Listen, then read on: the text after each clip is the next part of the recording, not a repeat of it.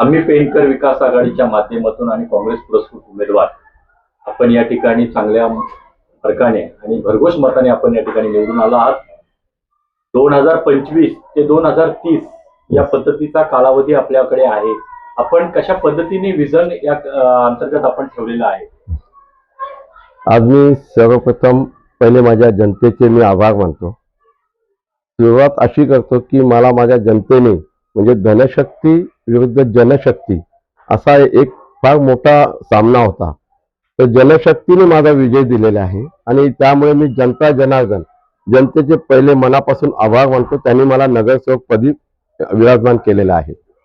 आज मी सांगू इच्छितो की माझ्या मनामध्ये 2025 ते 2030 मध्ये जास्तीत जास्त जनतेला न्याय कसा द्यायचा हा प्रयत्न मी करणार. कारण मला स्वच्छता, स्वच्छ पाणी, रस्ते, नळ ह्या काही विकासाची कामं जी आहेत त्या विकासाच्या कामांना मला जास्तीत जास्त जनतेला न्याय द्यायचा आहे आणि जनतेने माझ्यावर दिलेला विश्वास हा त्यांना मला सार्थ करून दाखवायचा आहे.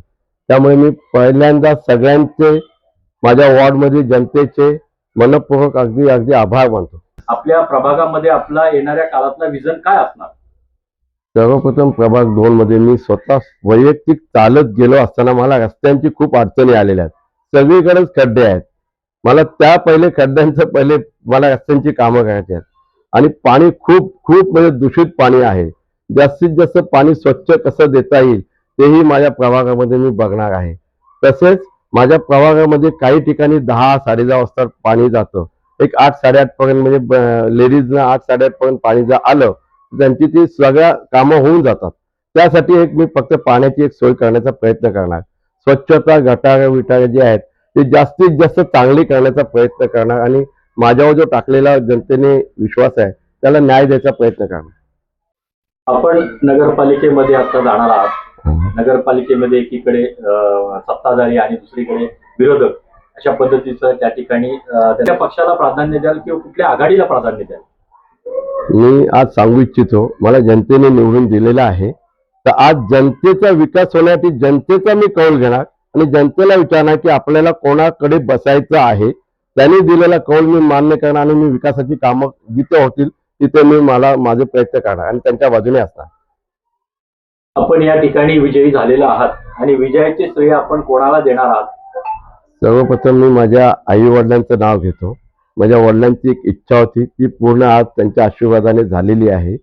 आज माझ्या प्रभागातून खरोखर अगदी मनापासून की कीर्तिशेठ बापना आणि अगदी मला मनापासून त्यांनी मला जे साथ दिले हा विजय माझा एकट्याचा नाहीये.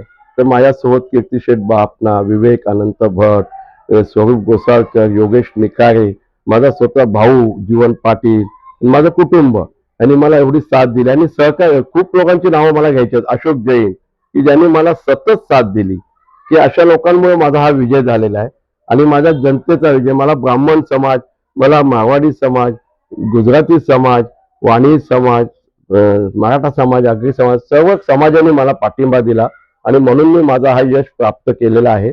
त्यांचे सगळ्यांचे मी आभार मानतो.